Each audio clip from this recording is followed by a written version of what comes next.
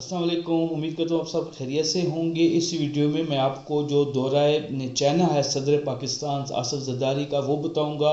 उनके साथ एक पूरा टोला गया है जिसमें साग डार गए हैं, नासिर शाह गए हैं, फिर उस पर मोहसिन नकवी गए हैं और जो पुराने साथी हैं आसिफ जरदारी के और करप्शन का 400 अरब का करप्शन का केस भी था उन पे। डॉक्टर आसिम जो वज़ीर पेट्रोलियम के वज़ीर थे 2008 से 2013 तक, वो भी साथ मौजूद थे। तो ये एक टीम गई वहाँ पे और चाइना को मनाने की कोशिश की गई कि जो चाइना के और तुम्हारे जो राब्ते थे सी पैक के हवाले से वो ख़त्म हो गए थे, क्योंकि आपको पता होगा कि लास्ट मंथ 4 चाइनीज़ की जो है वो हलाकत हुई थी, उनको मार दिया गया था एयरपोर्ट से निकलते साथ ही।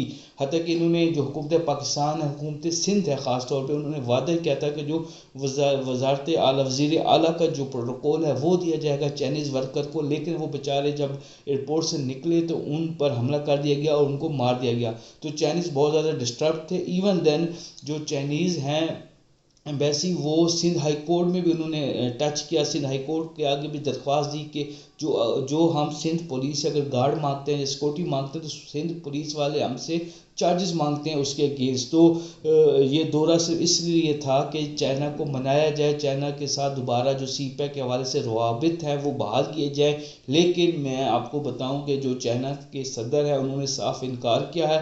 उन्होंने कहा ठीक है, हमारी जो दोस्ती है वो बहुत बड़ी और पुरानी दोस्ती है, लेकिन हम इस दोस्ती के अंदर रह के हम अपने लोगों की जो जाने हैं उनको दांव पे नहीं लगा सकते। ठीक है, यानी कि आप पाकिस्तानियों के लिए जो इंसान की जान है या एक पाकिस्तानी की जान है वो कीमती नहीं है ना, आप इस चीज़ की परवाह करते हैं, तो आप लोग बनाएं। जो ML1 का बेसिकली जो प्रोजेक्ट सिंध में बन रहा है उस हवाले से ये मीटिंग थी सदर पाकिस्तान की।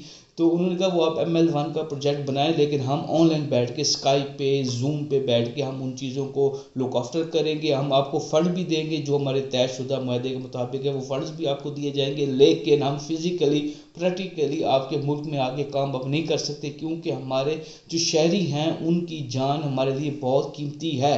आप लोगों के लिए कीमती नहीं होगी आपकी शहरियों के लिए जान, लेकिन हमारे लिए हमारे शहरियों की जो जान है वो बहुत कीमती है। तो उन्होंने पाकिस्तान में आके प्रैक्टिकली फिज़िकली काम करने या कामों को जो प्रोजेक्ट्स हैं सी पैक के हवाले से उनको सुपरवाइज करने के लिए उन्होंने माजरत कर ली है और उन्होंने यही कहा है कि ऑनलाइन बैठ के हम चीज़ों को सुपरवाइज करेंगे। तो जो दौरा चीन है वो एक तरह से नाकाम नज़र आ रहा है और उनको यानी कि नाकाम ही लौटना पड़ रहा है। पाकिस्तान का जो वफ्द गया था तो एक बहुत ही नाजुक टाइम है, क्योंकि सी पैक पाकिस्तान मुल्क के जो दुश्मन है वो सी पैक को कामयाब नहीं देख सकते थे, और वो इस चीज़ में किसी हद तक कामयाब हो गए हैं कि जो सी पैक है वो नाकामी की तरफ जाएगा। ज़ाहिर बात है